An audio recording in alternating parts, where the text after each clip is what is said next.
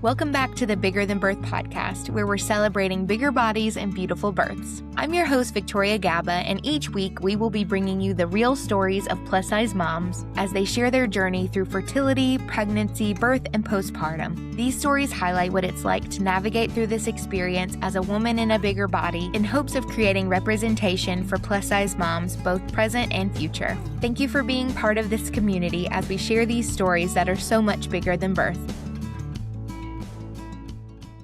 Hi everyone, welcome to today's show. Today we have Allison joining us, a fellow first-time mom from Portland, Oregon. Allison shares with us her decades-long fertility journey dealing with PCOS and endometriosis, and how a new fitness routine and hormone reset allowed them to finally conceive naturally. Allison details how she navigated pregnancy full of unique challenges, from dealing with severe hand numbness to experiencing the intersection of her Navajo cultural traditions and modern medical care. We'll hear about her 37-week pre-eclampsia diagnosis and the unplanned C-section that followed a grueling 3-day induction. Allison gets real about the experience getting manhandled during the C-section and the postpartum anxiety that hit her when she was dealing with her daughter Juniper's NICU stay. From burying her placenta to surviving a blood pressure spike of 200 over 110 after she was discharged, this episode is a testament to the resilient spirit of a first-time mom. Now I'll hand it over to Allison. Hi, Allison. Thank you so much for coming on the podcast today.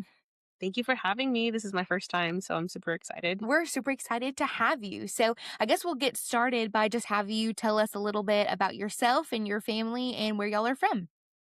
So I'm Allison, and I'm from Santa Cruz. That's where I was born in California. I grew up in San Jose, like the Bay Area. I was there with my mom. My mom was a single mom. I lived with her and my grandma.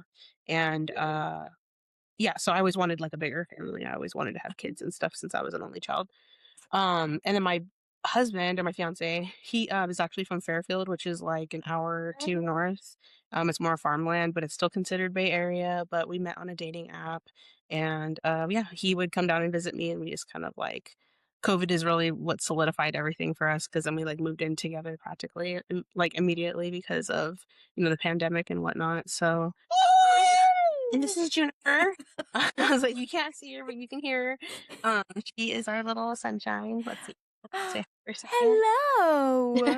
Hi, cutie. For anyone just listening on the podcast, you're going to have to go to the YouTube because she is such a little cutie. Yes, but this is Junebug. She was born January of 2025. So yeah, she was born a month early, and she's doing really good.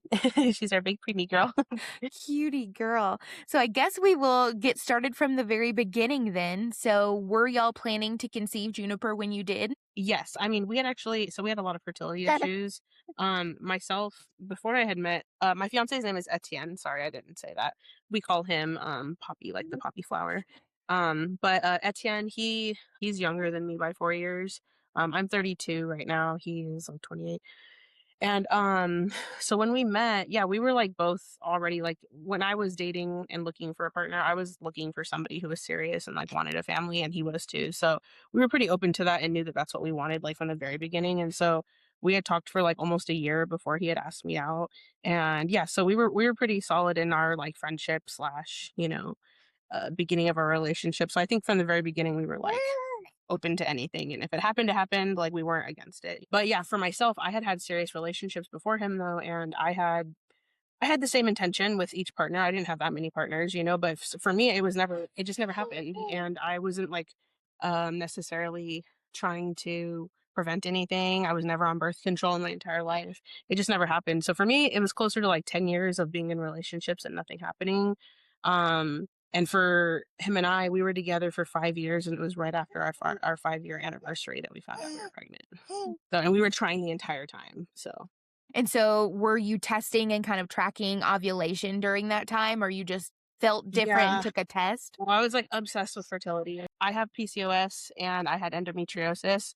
Interesting enough, I'll get to that later, but when they did my C-section, I had them kind of look around. I was like, hey, while you're in there, let me know if you see any like scarring from the endometriosis. And they said they didn't see anything. So but yeah, I was going through years of just like different diets, different fertility things, just like always trying something new. I wasn't necessarily fad dieting or anything. I was like really trying to like heal myself from the inside and not having to do any like sort of birth control or IVF anything, you know, like I couldn't afford that. I really just wanted that wasn't going to fix the root problem of my hormone issues and stuff. So, that was a big issue for me. But eventually I found some diets that actually helped a lot. And, it's just that the meal plan itself was very like anti-inflammatory and stuff. And I pretty much got pregnant while I was on the diet. I was doing a 30-day hormone reset plan and I got pregnant within the 30 days. Oh, So, wow, that's awesome. well, that one really works. Yeah, and was it just kind of like a whole foods based thing, or did they have specific foods that I were, like, good for that? Yeah, I had some supplements that were like really things I had actually never taken before and I'd been taking a lot of stuff, you know, and I'd been trying lots of different things, natural medicines and acupuncture and stuff. I didn't stick to the acupuncture, but I still stand by that. Probably would have helped too. But this one was like taking like super high amounts of fiber. My protein was like, up I was having like at least 30 grams like per meal, and it was in a way kind of incorporating seed cycling, if you know Okay. anything about that. Yeah. Yeah, they different little things that I had already practiced individually, and then I was like, oh, okay, this kind of makes sense. But the person who created the diet, she's like a food scientist and like something else. Like she studied like the way your body breaks down like food and whatnot. So it really worked. Like I was seeing immediate results. I lost 12 pounds in like probably the first week and I was eating like a good amount. It was just not the foods that I would typically eat, you know? Yeah, for sure. Like it was like a lot of cabbage, chicken thighs, lots of almonds, rosemary on everything, apple cider vinegar every day, and just like little things like that that were kind of interesting. So That's very cool. smoothie every morning, working out, doing lifting, mainly like weights, not like working out cardio. You're just working Yeah. with your own body weight and stuff. Yeah. Awesome. Yeah, if you have the link to either that resource or that diet, we'll definitely include that in the show notes so other people can check it out as well. But very cool. So talk us through you finding out you were pregnant. How did that go? Were you feeling different or you were like, okay, we're testing every month? No, so yeah, I had given up. We were in so we went from California. Right now we're in Portland. We had moved from California. I was out there for like 10 years and I was renting rooms and it was just like really stressful for me having to like constantly manage the house, live with the tenants and just always find new roommates. Yeah, it was just a lot for me. And I think like moving here I eventually I just kind of gave up on the house. I was like in an infertility depression and I was just like I'm over this. Like we need a fresh start. So we came to Portland and honestly, we didn't land here in a very like pleasant place. We had like a slumlord and stuff and our little tiny home that we got didn't really turn out to be like the best dream. And so uh yeah, I was pretty stressed. I was pretty stressed honestly and I was having a lot of like my period was all of a sudden acting up. I turned 30 when we were out here. And then that first period after I turned 30 was like on day 19 or day 18 where I got it. And I was like, oh, that's weird. Cause usually I start late. If anything, I'm like day 30, 35 or whatever. And I was like, oh, that's the first time I've ever started early like that. Um, and I think the following periods, it just kind of was like day 20, day 21, um, day 25 or whatever. And I think like within that one in the next period, I got pregnant. But that's when I was doing that Gauge Girl Fitness. That's what it's called. I was having like I already would have like PMS symptoms like a week or so before my period, sometimes 2 weeks. So it's really hard for me to differentiate sometimes, when I'm actually like feeling things like I did have nipple soreness and things like that before having my period. And so I don't know, something in me just I think I just had some sort of feeling. I was like, something's up this time. Like I'm probably not because I'm like I always get my hopes up and I always get a negative test. But to me, I have to take the negative test in order to take the test, get a negative result, see it visually in order to like for my body to process that I'm not pregnant and I'll usually start my period. And so I was doing that just for that. And the funniest thing actually is that just to show, I had bought a pack of pregnancy tests, like 100 pack, I think, on Amazon. And I had went through that entire pack for all the years that me and him had been together pretty much, of me trying and stuff. It wasn't expired yet. And so when we moved out here, I still had a couple and it was in that like little case. And it was the last test in the pregnancy box. And I took it and I was like, well, this is the last one. I'll tell him, to go get one. So I was telling myself it was going to be negative, just like all the other 99 had been. And so that was actually kind of weird that it was the last test that came up positive. And it turned up positive like immediately. I didn't even have to wait like 2 minutes, I was like, okay, let's see. And my cat was next to me. I'm like, let's see if it's going to be positive. And then, like, as soon as I put it on the counter, it was already turning. I was like, what? No way. Right. Was You know? that like a moment of disbelief after going through so many before? And like you said, you kind of managed expectations and then to see that positive line, what Yeah. was that like? I couldn't believe it. I was just like, "There's no way," and I don't know, I was just stumbling in my head, like, "What?" Like, "No, no, no, no," and I was gonna try to surprise, actually, my fiancé when he came home. That's what my immediate thought was like, "Oh my god, am I gonna tell him, like, right now? Or, like, what do I do? Should I make this special? Should I try to, like, do something to surprise him?" You know? And so I was, like, trying to brainstorm what I should do, and I had put, like, the pregnancy test in a little Ziploc bag in the meantime, and, I was like, "Oh god, I don't know what to do." And so he got home, and I was planning on surprising him, I really was. And then he got home, and I was, like, shaky around him, like, I was, like, hecka nervous and shaking, and I was like, "Hey, so how was your day?" And he was like he was like, "You good?" And I was like, "Yeah, I'm fine." And I was, like, shivering, like, I was like, "I have never been this nervous in my life." And so I was, like, laughing, and I was like, "Well, I guess this is not going to" like, it was literally as soon as I got home, I had been prepping myself too. I was like, "No, we're gonna be fine." But yeah, I, like, immediately lost it, and so I was like, "Okay," fumbled that really hard, but I told him, and then it was funny actually, he looked at the test, and he's like, "Babe, this says negative." And I was like, "No, it doesn't." I was like, "Look at the" I had taken, like, I think I took 2 there. I went and got another one at the, like, store near me, and then, I was like, "No, look at the other one's definitely positive." And then he was looking at it, and he's like, "But, like, I think it is," but he couldn't even believe it either, like, he was like, "No, the line's, like, not really dark on the first one," so that's why I went and got a second one, but I knew that that second line never showed up in any way, shape, or form, you know, so I knew for a fact that it was, like, a positive, but yeah, so, that was funny though, but he still was like, "Wow, I still can't believe you gave me my biscuit." I'm like, "I still can't believe you thought it was a negative in the beginning." So I Yeah, got you're like, don't gaslight me like that. yeah, I was like, "How dare you?" I was like, "I wasn't even gonna tell you." I was gonna like, wait. But yeah, so we were really excited from the beginning. I was super scared that like something terrible was gonna happen and that like I was gonna lose it immediately. And so I was really trying to just like not stress and like be calm. And we were going through like a really stressful environment with our slumlord. So it was just like not the time. Like I was like, why did I get pregnant here? Like, I was in a stable environment for 10 years before like, having my own Yep. place. It was a 5 bedroom. Like, I just didn't understand, like, when I moved to the tiny home, Portland, it's wet, and, like, everything here is just it didn't make sense. Yep. That's like life has a funny way of when you try to make plans and it's like, okay, this is not what I would have thought, but such a blessing. Definitely. Early on in your pregnancy, were you experiencing any kind of symptoms like morning sickness? Yes. So I did get morning sickness. I did get spotting as well, and that was freaking me out because obviously nobody wants to see blood in the beginning. But what I had learned through all my like hormone research and stuff was that I might have been like lower in progesterone. And so I really pushed for that at the doctors and they were like, You don't need that, it's fine, and all this stuff.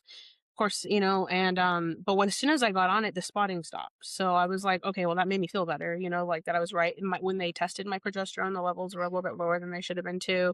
So, try to advocate for yourself. Like that definitely was helpful. And they weren't gonna give it to me. I really had to push for it. So, but you guys, this is a miracle pregnancy for me. Please, like help me keep it. Right.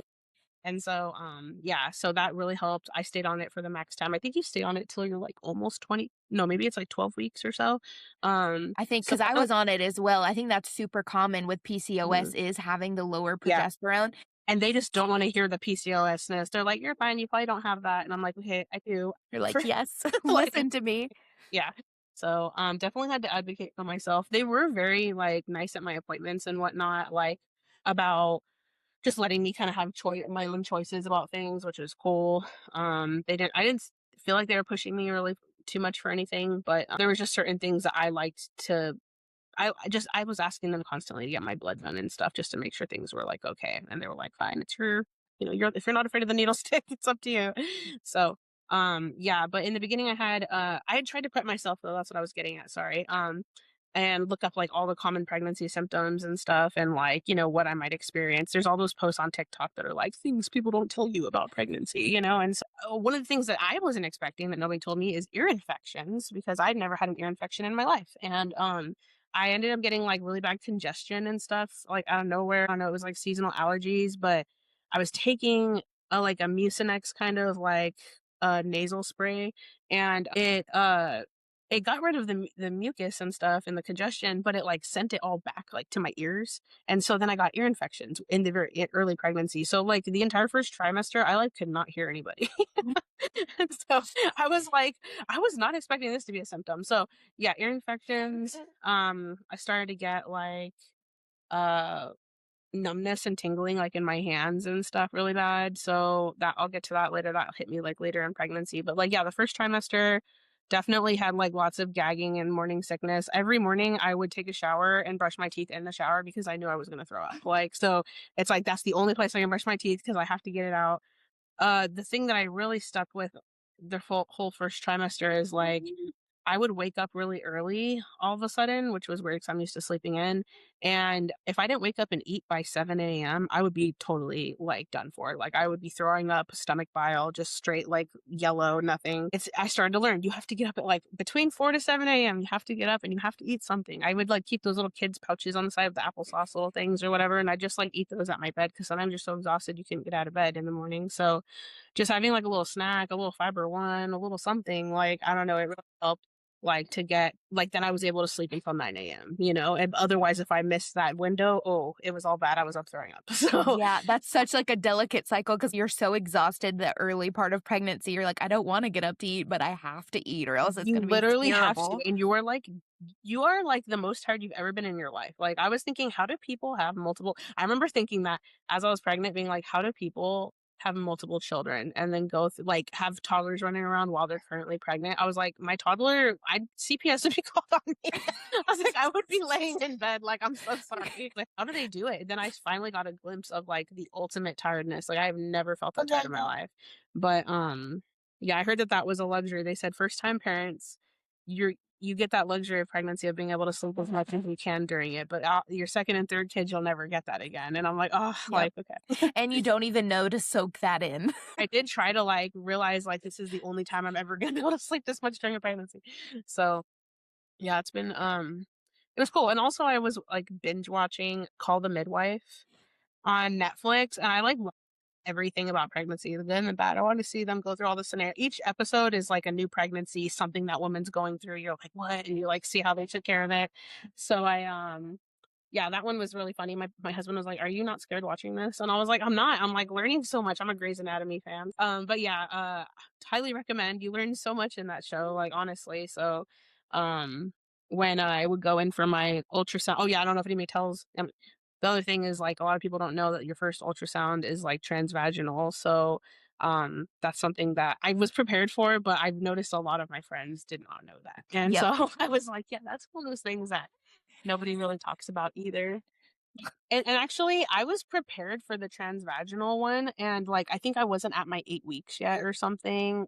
Maybe I'm yeah, and so I think they had me, like, come back, but the doctor was the one who tried to do the ultrasound on me out first, and he did not know how to, like, deal with a plus size body, and so he was, like, trying to find my uterus, couldn't find it, and I actually have a pelvic kidney, so I probably totally threw him off because I have a kidney, like, right there below my belly button, so he was like, "What is going on?" But, the ultrasound tech came in, found everything in a second, and I was like, "Thank you," like, but I was like they were about to send me home. I was, like, really upset that, like, they couldn't find anything, and I'm, like, getting a positive test. My husband's telling me it's negative. I come to the hospital, they're telling me they can't find my uterus and that there's nothing in it, and I'm like, "I'm telling you guys." So, yeah, it was, you know, push for it, like, "Don't leave," you know, because look, they would have sent me home otherwise without my Right. ultrasound. It's, like, ridiculous, like, how they it's little things, you know, out here, it's definitely not the worst that I've had. I'm so She's so oh my cute. gosh. Hi. Hi. You've been a good girl, thank you. And so, the fasting test that you have to do for diabetes, like, I was like, "Ooh, that's gonna be hard because I can't fast in the morning." So, I was trying to tell them that, and, I was trying to set up the appointments, like, he tried to go to all the appointments with me and stuff, so we were really trying to, like it's just the scheduling didn't work out, and then at some point, I thought I was past the point of, like, being able to do it, so I basically never got it done, and that was totally unintentional, but I was trying to do it a healthier way because I don't like to eat like I don't like to have like high fructose corn syrup and all these little things. And so I was asking them, I had found this like type of glucose drink that you can have that has like simpler ingredients. It has no artificial dyes in it and stuff. And it's like a lime flavored. People said it tastes like a flat Sprite. And so I was like, okay, and like it's totally like covered by insurance. It's like mixed in with all the labs that all the hospitals use. Like it all works. Like it can be used in replacement for their glucose test. And some pharmacies there carry it. So I asked about it. They said they don't carry that one or whatever, but they don't allow that one at this hospital. And I was like, oh, that's whack. So I didn't really do it just initially because of that. And I was trying to figure out a different way because I really didn't want to. I figured, I was like, if I drink that drink, it is going to get me all like weird and sugared up because I don't drink stuff like that typically. Like, so I kind of thought like it was going to work against me and I didn't really, I don't know. So it was really my bad. It was unintentional, but I ended up not having diabetes. So like they have tested me multiple times. I'm fine. Don't recommend that, but it was an accident and I survived. It was okay. Yeah, the first trimester was definitely roughest, but like the other ones had other irritating things about them as well. So it's like, you never really get a break the whole time.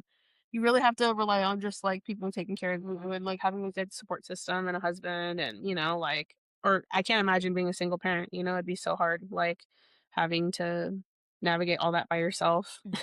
Yeah, it's a lot for sure. So did those symptoms kind of ease off as you got into the second and third trimester, or it kind of went Yeah. throughout pregnancy? The ear infection went away, thank goodness. No more spotting or bleeding was happening. I ended up getting, I think, I think second trimester or about the end of my first trimester, like the constipation started to hit me. So then I started to just eat little prunes every morning. And what else hit me? I know second trimester. Basically, my hands started to go out on me, or they'd lock up on me. I already kind of sleep like with my hand hooked like a little baby often, and so I ended up getting like golfer's elbow, kind of, where it's like I was getting the numbness in the hands and stuff, but it was going all the way up to my elbow, all the way up to my shoulder in the middle of the night, and my entire arm was numb. And it was like a numbness. Like I was crying. I was literally crying because it was aching so badly and I was like hitting it. I couldn't feel my arm. Like I was trying to get to it. It's like the moment I laid down and had any sort of weight on either side, and you have to lay on your side because you can't lay on your stomach. So it's like you're damned. I was damned if I did, damned if I didn't. So I was laying on one side, the whole arm would go numb, and it was just terrible. And they were basically saying that it was because of all the extra fluid that my body was retaining because, pregnancy, you go, I think you hold up like 3 times more liquid or water in your body than normal. But it was like putting pressure on my like nerves and stuff in my arm. And so yeah, that was really bad. I had to stop working. I'm a nanny and I couldn't brush my hair, hold my toothbrush. I could barely pick up my cup I couldn't even pick up my cup in the morning because my hands would be like stuck shut and I couldn't like open them. It would be so painful. And eventually like I got some braces for my hand. Like nothing was working. Like I would have needed a golfer's elbow brace, which is like complete arm braces at that And point. then you're not going to be able to use your arms anyways. Not, yeah, you have to keep your elbows straight all day long. Like I was like, and then you don't realize because I'm a nanny, so I would like be holding kids on constantly. So it's like the constant bending of elbows, and I'm like, well, that's never gonna end. So, Right. thankfully that went away as soon as I had the baby. So, but I was dealing with that pretty much the entire pregnancy from the second trimester on. Like that was like I had to call out of work so often because there'd be times where I was holding their child and my arm is going numb, and I'm like, oh my god, like I can't, Right. You're not wanting to drop the baby. literally a liability at that point. Yeah. So I ended up uh staying home thankfully for majority of my pregnancy, but we just had to budget a lot sooner and stuff, and I nannied here and there on good days whenever I could, but yeah, like it was really honestly I had a pretty smooth like uneventful pregnancy. It's just that little things like that were keeping me from being able to work. So my friend also had the same issue. She's an esthetician and she couldn't like give facial massages and stuff like that for people anymore because her hands were cramping up on her. Yeah. So yeah. Let me think. Second trimester though, got a break, like people typically describe, right? So I don't think anything really crazy happened then. I think I was pretty good. My blood pressure was pretty good, like the whole pregnancy too. I didn't get any shots, any vaccines. I didn't let them touch me really. I'm Navajo, so culturally, like we don't believe in like doing any of that. Like during pregnancy, it's a really like sacred time. We don't let anything enter my body like that isn't supposed to. Needles, nothing like that, unless it's like really necessary. So yeah, they were pushing like vaccines and stuff while I was pregnant, and I refused all those things. Just letting everyone know. And yeah, I didn't take Advil or baby aspirin or whatever it is that they recommend, I think, at one point and stuff too, just because I was feeling okay. But like I said, it's just culturally, I'm not supposed to be taking anything if I can avoid it. So yeah, but everything was pretty fine up until like week 37. Well, actually a couple weeks before that. So I had her January 6th. And so like around December 10th, December 10th is my birthday. And I remember I had texted, somebody had asked me how I was doing or whatever. And I was like, oh, you know what? I feel like I have like a month left. Something in me, like I could barely walk. I knew she was small. The baby was tiny for sure, but she had already kind of dropped. She'd been head down for months. And I just knew that like something was up. I just didn't feel good. Like was having like cramps in my back a little bit, like almost like you're going to start your period, but yeah, I just wasn't feeling good. I was super exhausted, super hungry all of a sudden. I did lose my appetite for like a long time. And I wasn't able to eat a lot. Oh yeah, in the beginning I did have strong aversions to vegetables too, which is irritating. I was a vegetarian for 4 years, so like I love vegetables. I don't like meat at all. Like I hate red meat, steak, anything with bones in it. Like, and so the entire first trimester, I just wanted Hawaiian food. I just wanted like rice, grilled meat of some sort, and like the only amount of vegetable I could take was like the little peas and carrots and green onion that were in the mac salad. Like if it had any other vegetables, like I when I first found out I was pregnant, I actually went to Costco. I ordered a bunch of like avocado packs and stuff and like all these things for meal prepping so that way I would be like super duper healthy because I was already doing that Gauge Girl fitness thing. So I was like on a roll, like cool, I'm gonna like keep this up, have my smoothies every morning, all these things. I got like the world's strongest aversion to avocado. There was a point where I couldn't even say the words avocado. I was trying to tell people that I had an aversion to it and that I can't eat it. Like, please don't put it on my sandwich or whatever. And I was like, I can't have avocado. And I'd start heaving. And I'm like, oh my God. I was like, what is wrong with me? Like, why can't I say it? And it was like the wildest thing. I was like, I don't know what's going on here, but I can't That's eat so vegetables, funny. couldn't have anything green, broccoli. It would make me sick to my stomach looking at it in the thing. And so in any plate, yeah. So that was weird for me. And then I lost my appetite for a long time. And then I gained it back like last month or so of pregnancy. I was like wanting to eat like crazy all of a sudden. So but yeah, the baby had dropped already and it was really hard to walk. And she was only 4 pounds when she was born. So she Wow. was very little. All this aches and pains for like the tiniest baby. So it's kind of funny. But she was really like mellow the whole pregnancy. Something that I did when I would go in for the ultrasounds, they'd be like, oh, she's kicking the whole time. Like, look at her kicking and stuff. I couldn't feel it. So there were times where I could feel her kicking, but it seems like she was kicking all day. There was only certain times that I could feel them. So that made me feel better, at least knowing that she was like more active. But in my head, for most of the pregnancy before I was getting those ultrasounds, I was under the impression that she was like really mellow and like was barely moving. And so I don't know if that was because I was, plus size and I just maybe can't feel it as much or what, but I don't know. That's something I have always wondered too because no one was able to answer that for me. They just said everyone's different. I wonder if it's like a combination of, because I know I didn't feel kicks until much later in pregnancy. And so a Yeah. combination of how small she was and plus size. Or do you know where your placenta was? Like, did you have an anterior placenta or anything? Yeah, and was like no, anterior is back in the back of you, right? No, interior I think is front and then I think posterior. I think mine was posterior Okay. then. That was why they had asked because that made me worry even more because I was like, okay, so there is nothing blocking here, Yeah. well, then why can't I feel her? So yeah, she wasn't kicking too much. And then towards the end they had me coming in like pretty much every week to like get her checked on. But one of the last weeks we were on our way there and I had told just for a checkup at week 37 and I had told him like, oh, one of these days we're gonna have to get the hospital bag packed and have it in the car because like it could be our last like checkup here. And then that's the day they kept me. And we usually after our appointments, we always made it special. We'd go and like have some lunch afterwards or something because we'd have to drive to the hospital up the hill here, which is like a 30-40 minute drive. And so yeah, we had, just went and we're checking it out. We're gonna go somewhere special for lunch that day. And so I had only eaten a banana before appointment. Okay. And I hadn't eaten like all day. And they checked my blood pressure and I think it was like 138 over, I don't know, like 70 or something. It was like a little bit high, nothing crazy. But so I actually have 3 holes in my heart. I have one now, but I was born with 3 holes. It's called ventricular septal defect. And so they had done like checks on my heart throughout the pregnancy and stuff just to make sure, like, get a baseline of it, make sure everything's good. But I already kind of have like my blood pressure usually is around 130 or something, just because of the way my heart is.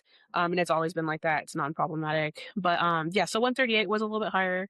She's like, I kind of just don't want to send you home. Let me see. And it was a different provider that day. And she's like, let's just check. They sent me upstairs just to like check my stuff really quick. And I think it only took us like a couple minutes to get up there. It was not a long walk. I think we took the elevator, like seriously non-strenuous. And as soon as they took my blood pressure when I got up there, it was like 168 over something. And I was like, what? Like, and I felt totally fine. I felt completely fine. And I was like, that is crazy how that jumped up that fast. Like, cause we were just downstairs, like, what? I was mind blown. And so they're like, yep, that's why we call it the silent killer, And I was like, oh my God. So then they were like, yeah, we're keeping you and stuff. And then they were monitoring it for a while. And they were basically like, yeah, we're probably going to have to induce you because, it looks like like you're getting preeclampsia.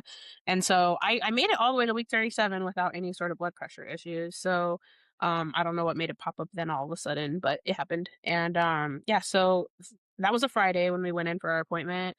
And during the whole like weekend, they were pretty much trying to like induce me. And like my body was just like refusing to dilate, refusing to go into labor. It's just she did not want to come out yet. Yeah.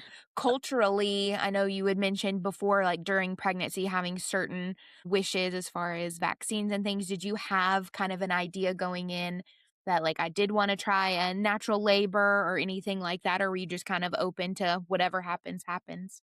Yeah, so I'm a very reasonable person, at least. I was very open-minded to like obviously like we're talking about the universal laugh when you have a plan. So I was aware of that, through trust me, you watch that midwife show, like I'm saying, you see that happen every episode with these ladies having their plans. It doesn't go to plan. So I was pretty like prepared for that at least. It sucks because I felt that she was tiny. So I was like, oh, I could push her out. I know I can push her out. Like I can feel how little she is, and I'm like, I know I can do it. Like, and I was like, and then they're telling me she's real little. So I'm like, okay, it'll happen. And so I don't know, she just went I'll get to this, but they basically had told me at the end of my C-section that the way that she was lodged she was like in my hip, and she got like a pressure cut on her eyebrow kind of. And they were saying that if I had tried to do natural birth, they think that she would have been stuck anyways and would have been stuck on the side. And they wouldn't have been able to get her out because even during the C-section, they had to like suction her out and stuff from my belly. So but yeah, my plan was totally to be like all natural, everything. So as soon as they told me I had to be induced, I was immediately like, ooh, red flag, because I know that Pitocin labor is not the same as regular natural labor and I'm planning to go all natural. So I've read the stories of everyone saying, like, oh man, Pitocin contractions are the worst, like it's 0 to 1,000 real quick, and it happened. I pretty much blacked out. I was like trying to do it like all natural, and I was like, no, and I was holding to it, and I was like, you guys, I'm gonna do it natural. And they're like, okay, here comes the Pitocin. And they actually had given me, oh my God, what did they give me? They gave me magnesium, but that makes you feel like ass. Like that was the worst I had ever felt in my life. And so I was super nauseous. So many things were going on from that. And they were like, I'm really sorry it's gonna make you feel like this. And I was like, and I had to be on that like pretty much for the whole weekend or something. And so that was pretty annoying. But the magnesium really got to me. But the Pitocin, like as soon as the contractions started, like they were happening like every 2 minutes immediately. And so like it was like there was no, slow start to it at all. It was just that. And so I was trying to hold on to it, and I was like, I got this. But yeah, I just couldn't. I eventually they told me I guess I was sweating and shaking and stuff, and they came up to me, and I remember them telling me something like, hey, like, there's a difference between like, like really trying your hardest and then like being what she said something to him, kind of like trying to remember. But she Like was basically saying, suffering. like, suffering, that's what it was. She Yeah. was like, you are suffering, you're not struggling. Like you are like, it is bad. And I was like, am I? And I'm like, I'm fine. I was so blacked out. Like literally, I don't even remember what she had said, but I was like, I'm fine. I got this. And I was still just like, I'll get through it. And so I at that time, my best friend is a nurse. And so she flew in from California. And so she was there with me immediately and was like trying to like help out with the situation. And she said that when she walked in, that was pretty much during the time when I was blacked out and they'd already been trying to induce me for like a day. And she's like, "You didn't even look like yourself. As soon as I walked in, you were right there sweating, half naked, just like saying that you were fine, and you were like clearly not fine." She was like, "You were," and she's like, "You were trying to convince everybody to leave you alone." And so I was like, "Okay," but yeah, I really did want to stick to it. And another thing is like in Navajo culture, they say not to tie your hair up during labor because like it could tie the like there's so many taboos. It's just like they believe that it could potentially you know, attract like the cord being tangled around the baby in some way or something if you have your hair tied up in a Yeah. bun or braided or anything like that. Like it shouldn't be that way because it means cord or something being like this in utero. And so yeah, there was just a lot of taboos and things that I wasn't supposed to do. We weren't really supposed to have like a baby shower or anything like that until after the baby because they believe like it kind of brings bad luck, like that you're like, oh, because it's unfortunate that you could be really close to term and then all of a Yeah. sudden things can happen. So they just don't want to put any bad juju, so they believe in waiting till the baby comes completely before celebrating or getting excited for stuff like that. Oh, one of the parts I was gonna laugh about was that my friend, so the whole time she's like totally hanging out with the nurses, like in the room with us. Like they're all like having nurse talk, saying the little things. I'm just chilling, I guess, being induced. And they ended up eventually talking me until the C-section, I think on Sunday night or whatever. And I was like, yeah, this has been like 3 days of this. And like they had been in doing cervical checks and I could feel enough to know that like nothing was changing because when she checked again, I was like, "Ooh, that's tight." And then she's like, "Yeah, that's still 3." And I'm like, "Okay, I could tell too that it doesn't feel any better than the first time you did it, you know?" Mhm. So, um, yeah, they ended up talking me into the C-section, and I was telling them that's fine. Like, and then if the way they had laid it out too, it was like at that point there was no emergency. We could take our time and stuff, getting me prepared for it. So I was just like, let's just do it because nothing's happening. And honestly, what was killing me the most during the entire labor, I might be like autistic and ADHD at some point too, but like I have like the entire pregnancy, I didn't want to have clothes on. Like I never wanted like sensory stuff for me. I was just like, I don't want anything touching my belly. I don't want pants. I could wear shirts. I just couldn't wear pants. I didn't want any kind of sort of band or underwear or anything around my stomach. It was just so uncomfortable. And when you're in the hospital, they don't have plus size like bands and things for you to like strap the monitors around your belly. Mhm. So I mean they tried, but like I was like a can of biscuits with a rubber band around me. Like it was like so uncomfortable. I was dying. Like I literally was crying over the straps. Like I was like, please get these off of me. Like, and every time babe keeps moving. So they're like, hey, we have to come in and like readjust the strap, find the baby again, like something. And I'm like, I was like, please, like, I literally was bawling my eyes out over the straps. Like, and I was like, I know this is dramatic, but I don't know why it hurts so much. Like, I was like, and I don't know, I'm trying not to be this dramatic about it. And so, they ended up they had this other big monitor, even at postpartum, they have these other like girdle kind of things. They had to put like two other girdles together in order to like make me a girdle. And they were so uncomfortable and itchy. It was so dumb. So like bring all your own stuff with that. Okay. Like they're not gonna have your things. So because they were having issues with the monitor staying in place and like me like flipping out about the straps and stuff, they ended up suggesting that they put a like monitor on the baby's head. And so they ended up like going inside and kind of like clipping that on her. She looked like a little Teletubby with like the little and so she had a little scar and a little scab afterwards. But like I was so desperate at that point that I let it happen because it was literally that uncomfortable. So I wasn't like yeah, it just and at that point I really wanted her to be monitored as well because my contractions were coming so quickly. I didn't want her to be stressed out and not being, us missing it. And so yeah, so that happened. My friend ended up talking with the nurses and stuff and they decided to, they'd do the catheter. And so I'm laying there and I feel so uncomfortable. It's like 3 days in. I've been sweating for 3 days, no bath, nothing. I'm like so like disgusted and they're like spreading me white eagle with a giant spotlight on there to do the catheter. My best friend's there. I've known since childhood. The nurse is like, "Oh, I'm gonna need a second pair of hands for this because she like it needs two people, like one person, to like help spread you and the other person to help insert or Yeah. whatever." And my friend is there. She's the nurse from out of state.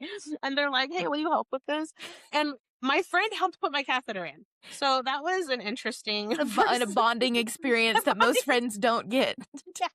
And I was thinking afterwards, I was like, they didn't even ask for her credentials. Like, what if she was just lying this whole time and said she was a nurse? Like I guess she was saying enough and knew enough for them to be like, yeah, she is. Convincing. But yeah, that was like the most awkward thing. I keep bringing it up with her. I'm like, I still can't believe you put a catheter in me. That's like a whole new level of friendship for real. So did you get an epidural at any point, or they put the catheter in before? Yeah.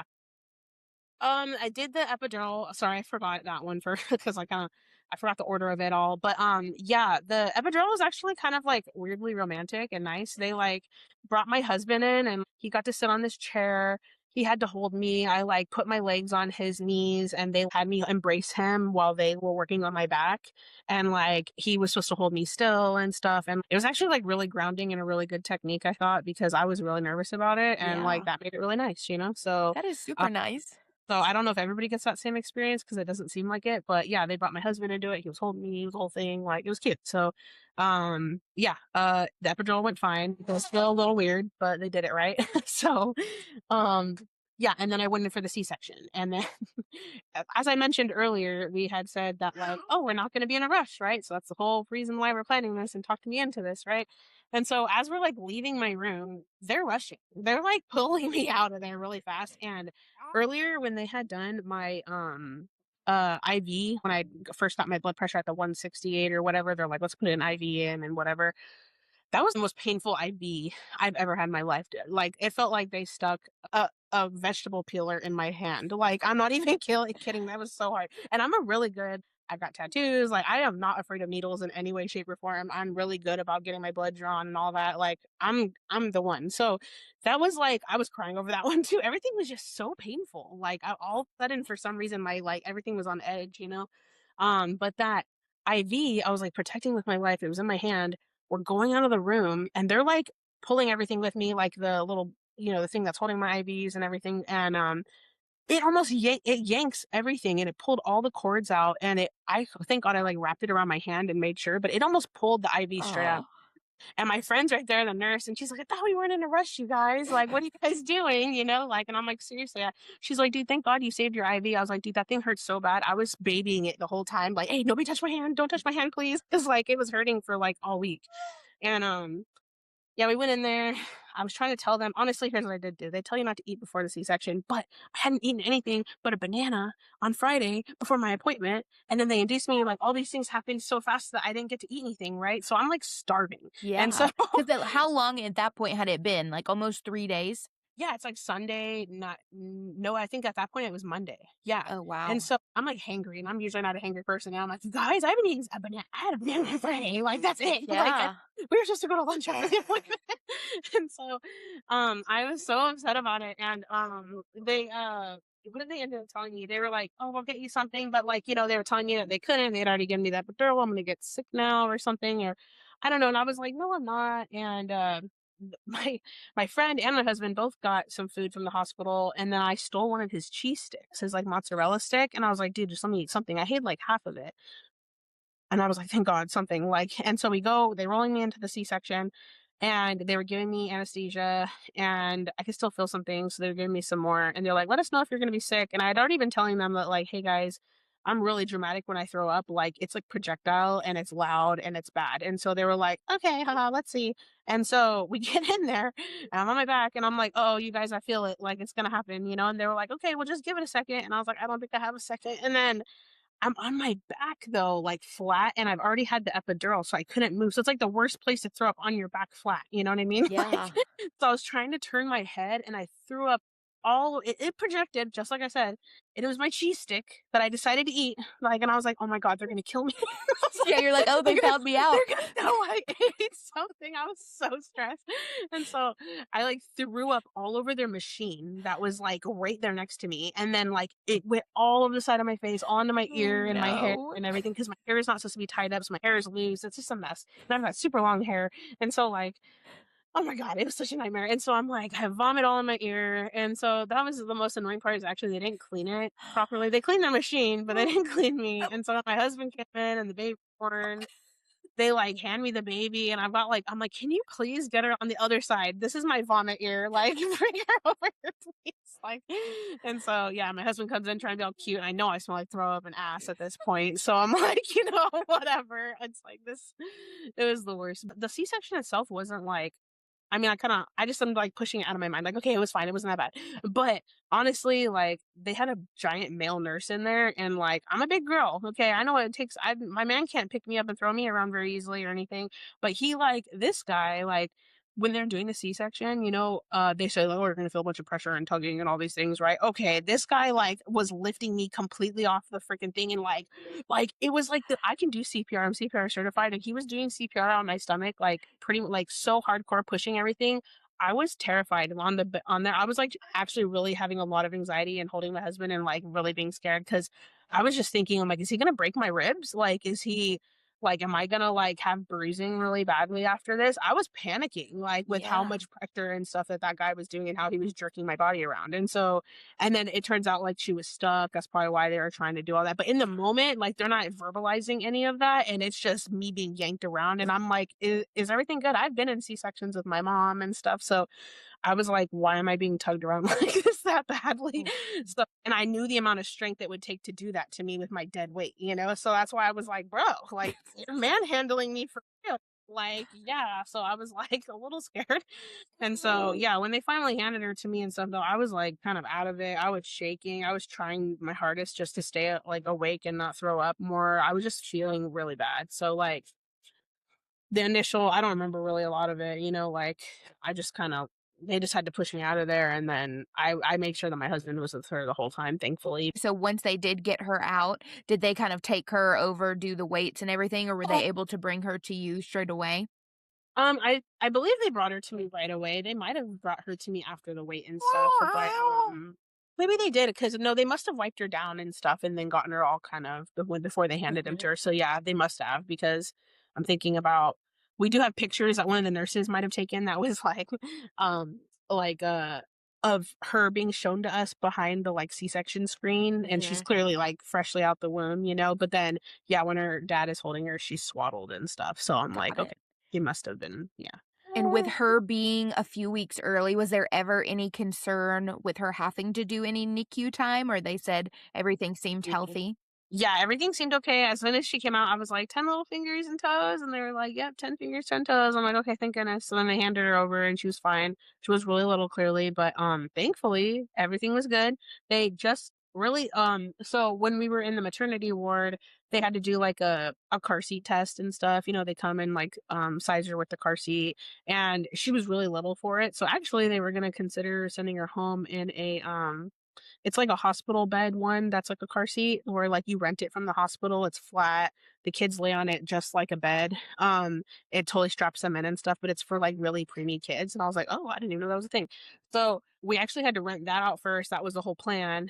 Um, in order to take her home. But then when she was in her car seat, like I don't know, we were there all week because of my C-section. My blood pressure was all over the place and stuff still. So I got to stay a little bit longer than normal, but they ended up doing her car seat test again, and she they did it in the normal car seat, right? And so because she was so little, the way that she was scrunched into it, it blocked her airway for a second. So I think it was like 1 or 3 seconds that her airway, or like the way that they were monitoring it on the computer, was like off. And so at that point, that was enough for them to put her in the NICU for monitoring. And I was like, oh my God. So then they kept her for an entire week in the NICU just for monitoring. Oh, wow. Like, Just from the car seat test. just from the car seat test, and she was totally fine, and they even said that there was a small chance that it could have just been like a glitch from the machine itself. And so but yeah, I wasn't sure about like what it could have been, but she was totally fine. But yeah, they kept her for a week,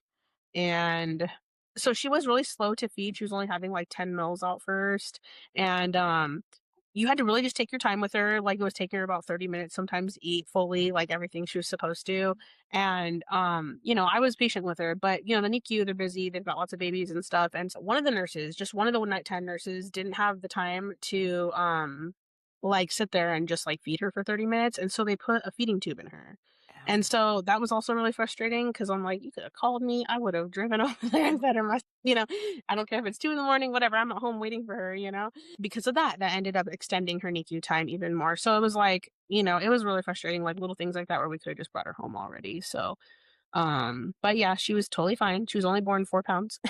Now she's about 18 pounds. So she's definitely doubled in size, tripled in size. Like even now, they do her adjusted age because she was a month early. So Mhm. everything that when we go to her milestone appointments and stuff, she like uh they usually like judge her based off of that, because cognitively she's there, but her like fine motor skills and stuff still could be like worked on a little easy bit. How was your physical and mental healing after your C-section? I'm glad you mentioned the mental part because that is important. Um, the physically, like I was okay. I didn't deny like the pain meds or anything, so I got that. So I was feeling actually like really energetic and like I was sleepy at first, but I was really nauseous, super duper hot, like shaky, just sweaty, like everything about the hospital room, like no windows could be opened or anything. So I was just like, ugh, like I was just like feeling so yucky. I ended up having like really bad anxiety attacks all of a sudden. And I'm not an anxious person at all. Like I never have these types of problems. For instance, I was taking care of the baby every 2 hours, whatever, right? And doing my thing, healing from the C-section. It is exhausting, but like I said, honestly, I got kind of like like an energy boost from like the Norcos they were giving me. And so I eventually they're telling me to rest. And I was actually very excited because the nurse that I had was really, really sweet. And I really did trust her. And she was saying that she would watch the baby for me and like go take care of her and stuff. And I'm like, okay, thank you so much. And I was super grateful. I was like, sweet, like I can go get some nap. She's gonna go watch her at the nurse's station. And so I went to lay down and then like they left the room, I'm feeling good, and within like 30 seconds, I was like bawling my eyes out, like bawling so badly that my husband was telling me that I sounded like SpongeBob. Like I was like, No. I mean, it was bad. Like, and so I was like, what is wrong with me? And I just could not. And I was like telling myself, like, she's fine. Like, I know she's fine, but I'm like just hysterical. And so then they brought her back in. The few times I did fall asleep, I was having the worst nightmares ever of people running after me and trying to pull my stitches out. I was like, what is going on? I was waking up shaking and freaking out, panicking with high blood pressure. Like, I had a dream that a truck was next to us and we were on an incline sidewalk. It had a bunch of gravel in it. It fell and crushed me and the baby. Like, all of this was like the night after the C Oh. section. Like, all these dreams I'm having and stuff. And I'm like, what is happening?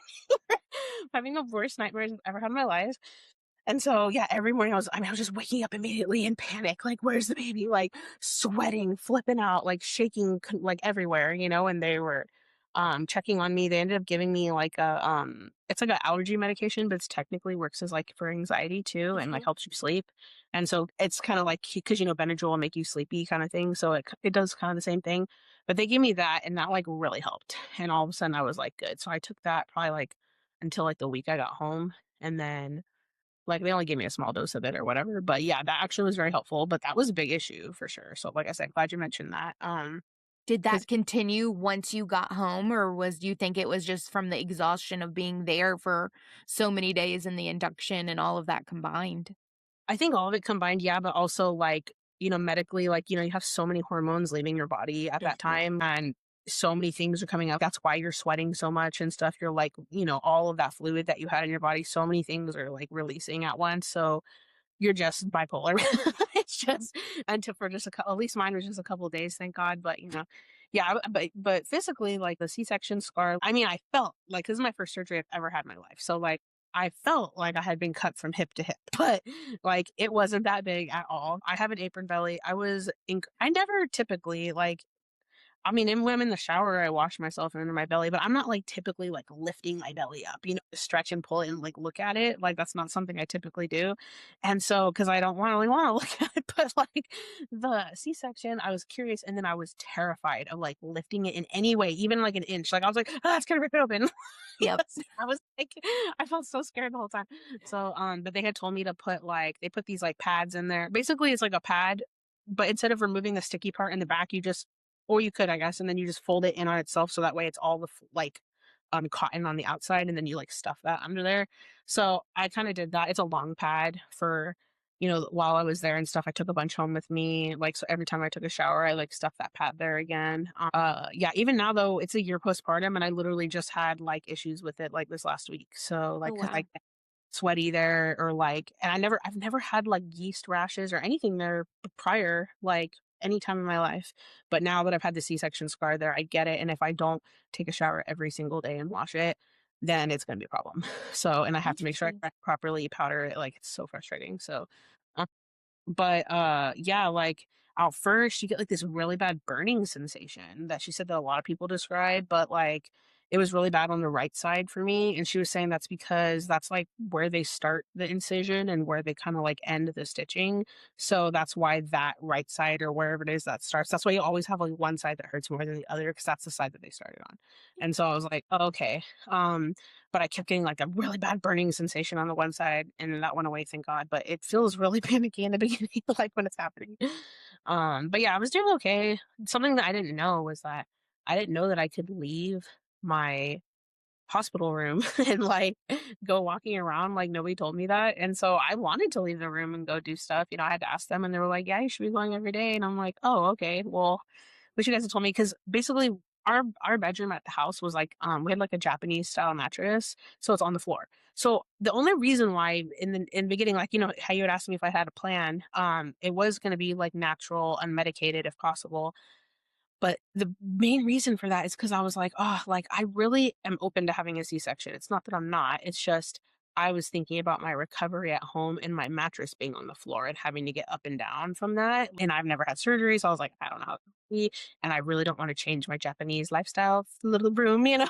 Like, and it was getting difficult towards the end of my pregnancy, like, even getting up and down from that, but I was like, "No, this is good for my body, it's making me get up and down all properly and stretch," like, so, yeah, they had told me the whole time that I was surprisingly very mobile and like all the things I was able to do, like in turn at that point in my pregnancy, they were like, "You're doing really good." Even with epidural, I was able to lift and do like a London bridge to like have them change the padding under me and stuff, like, even though I was numb technically. So, just like with the muscle memory kind of, you can get yourself to do stuff even if you can't feel it. And so, yeah, but I ended up healing really quickly, like, I think when I came in for my checkups and stuff, I was totally good, thankfully. The first shower and everything they helped me with. I was surprised that my, vagina did kinda hurt actually, and it stung probably because the catheter and things, I did have the bleeding, but it was surprisingly very sensitive, and, I was thinking like, "Damn, good thing I didn't have vaginal because it hurts this much." Yeah, so I couldn't really imagine. I didn't get any hemorrhoids or anything crazy, so yeah, my main thing was just my blood pressure was an issue after that, and then I've been on blood pressure meds all year now, so, So, did um, you have to do another magnesium drip after you had her as well? I think I did, you're right, yeah, and I'm like, "Yep," and it made me feel like again, so yeah, that was just temporary, thankfully, both times, but yeah, I was really iron deficient afterwards too, because obviously a C-section is like a high blood loss event, so, I ended up asking for physical therapy though, that's what I was getting at, sorry. Um, I asked them if I could have that just or like somebody come and help me, with mobility and stuff because I was explaining to them about the bed situation and whatnot. I also did get to explain, so when my surgeon came in, the hospital that we went to is a school. So like the surgeons come in a lot of times. It was great because I talked to her and I told her like, "Hey, like I'm plus size. I'm worried about this. I'm worried about you doing the surgery." And she was like, "Let me tell you." She said like before she's even able to do C-sections herself, she has to do like over 300 or something, like C-sections under guidance and stuff. And so she was saying that pretty much like over 70% of the C-sections that she's done are on higher BMIs, And so I was like, okay, well, that makes me feel a little bit better then. Thank you. And then I explained to her my situation. I explained to her about the bed when I got home. And I was like, this is why I didn't want to have a C-section.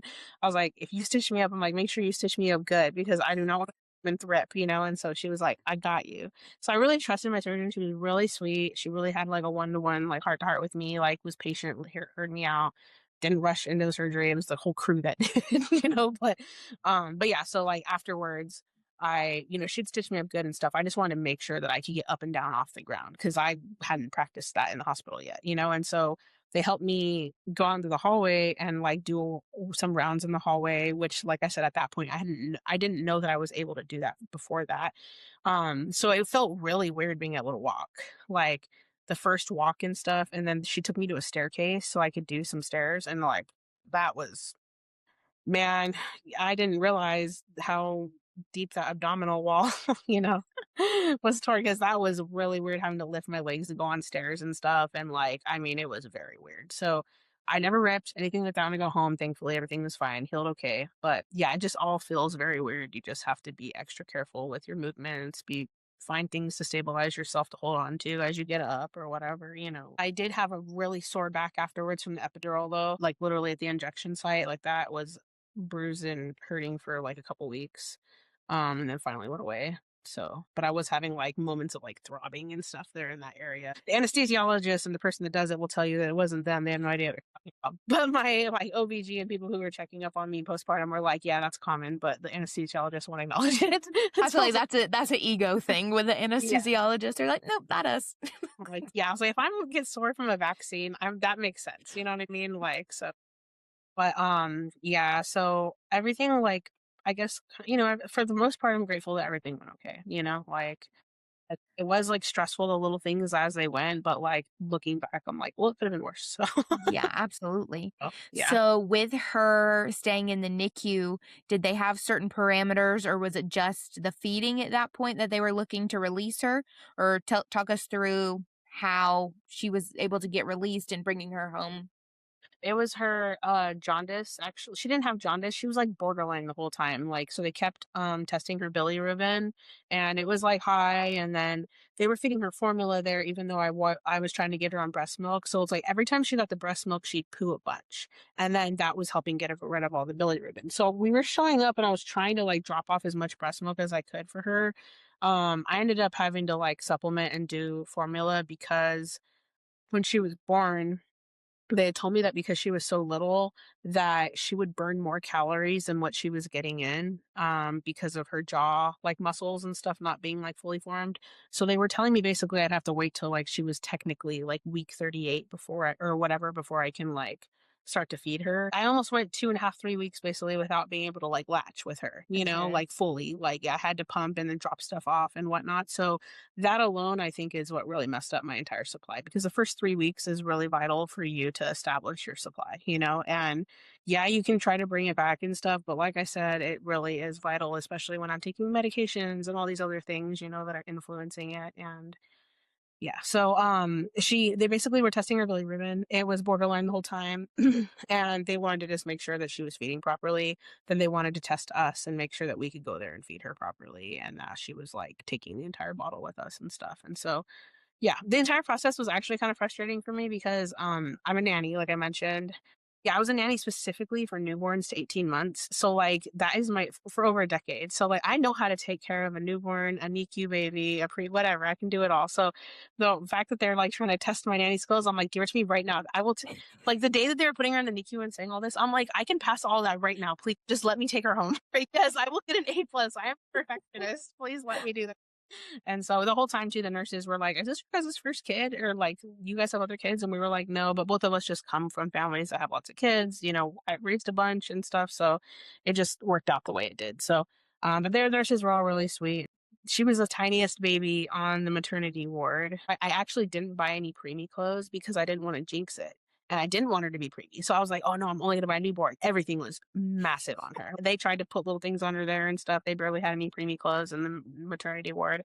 So, the only people that had clothes that would fit her was a NICU. So, yeah, it was funny. Oh, I forgot this part. The day that they released me, I was actually fighting it because they had been giving me different meds, nifedipine and labetalol for my blood pressure, and like they were giving me too much, and then it lowered it. They were just trying to find a happy medium for it, and eventually they basically stabilized it by the end of the week. But it was only within one day.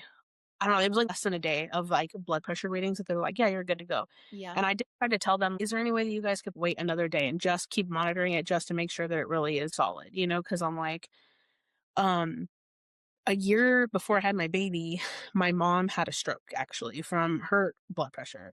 And my mom's nonverbal now. She has Oh, wow. paralysis. She's been like that for the last couple of years now. And so I was really scared of having a stroke. Like, I mean, it was amplified because of that situation, and I'm, like, clearly didn't wanna become a vegetable when I had tried so hard to, like, become a mom to begin with, you know? So, like, that was a huge fear of mine, a huge anxiety. So when they were trying to send me home when my blood pressure would kept spiking here and there, I was, like, really scared. I'm like, "Please don't send me home. I really don't wanna go home and die." Like, I had a lot of anxiety that week, like I said, I just was full-blown anxiety mom, and so I was perfectionist. So "Everyone don't touch her. I got it." Like, I was just nobody like, I was just, like it was weird. I usually not that controlling.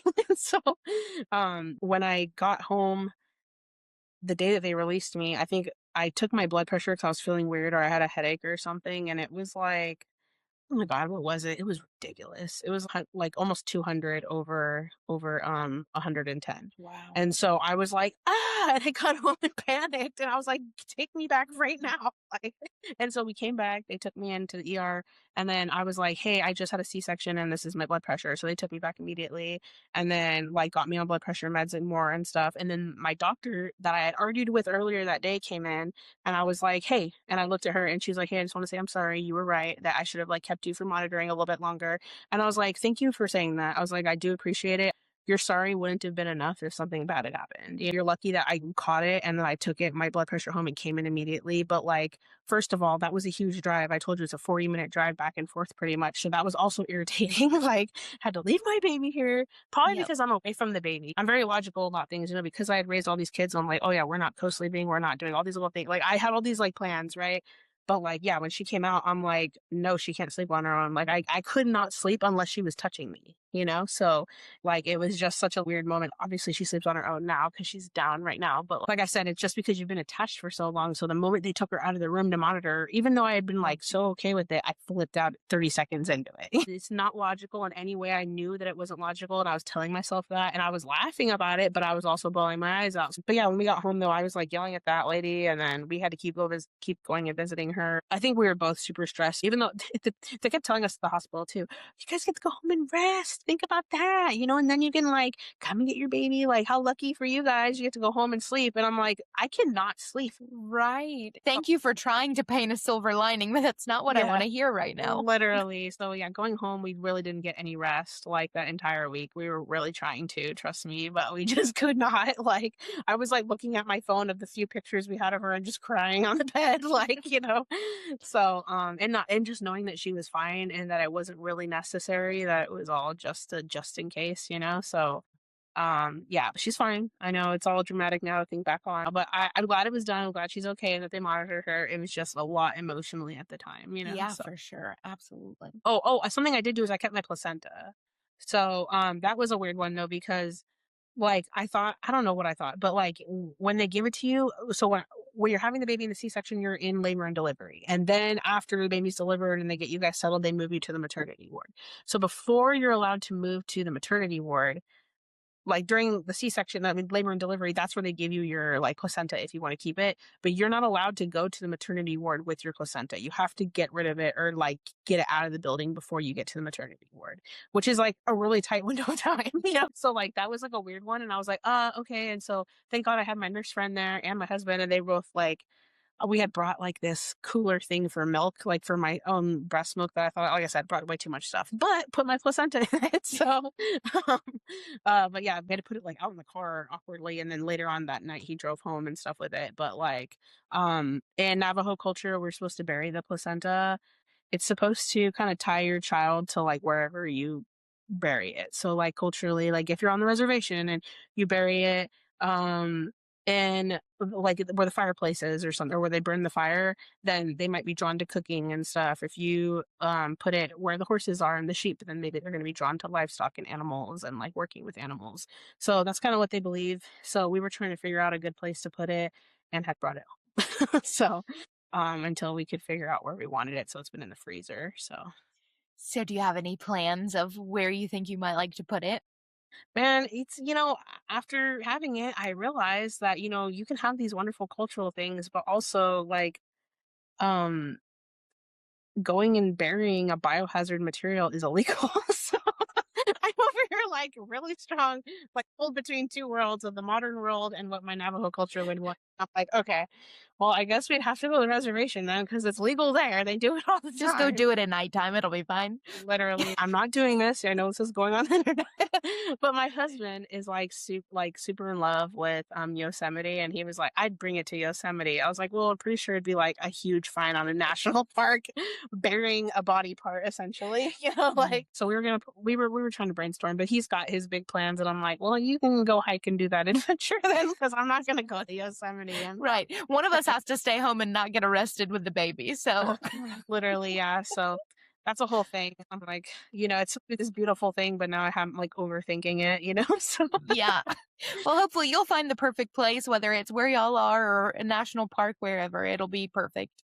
So, I guess we'll wrap up. Is there any resources? I know you did a lot of research before you had the baby and then after. Are there any resources that you would like to share that you found specifically helpful for you? definitely being part of the mom groups was really helpful. Just being able to like read other people's experiences, ask questions when I need to, and to think what else. Maybe like connecting, back to your own culture a little bit too, like I said, because like when I found out I was pregnant, I reached out to a Navajo midwife and I was able to get like some cultural teachings and stuff. Like everybody has some sort of culture, community, something that they can like lean into. And like in Navajo culture, being pregnant is a sacred time. You're not supposed to be yelled at. There's lots of little taboos and things you can follow, and like, but there's also a lot of beautiful rituals and things that can be done that like bring you closer to yourself during the pregnancy, your baby, and like make it that much more special. So I do think like if it's possible for you to reach out to somebody culturally or a spiritual leader or somebody in your community, like that's always a bonus, and just get that support, and um like reconnect in some way, because also you'll notice there's lots of foods and things that like pregnant people are supposed to eat like culturally and stuff, and that's like fun to experience, like, and to like be nourished and taken care of in that way and have that memory of that food and like that's a food or something, so yeah, little things like that. Awesome. But thank you so much, Allison. I do think this story and everything that you went through will definitely help other moms in the future going through something similar. So I really appreciate you coming on and sharing your experience. Thank you guys for having me. Thanks for being patient with me having the baby and stuff. Of course, that's part of it. We love to see the babies when they make guest appearances. Awesome, Allison. Well, we will talk to you later. Thank you.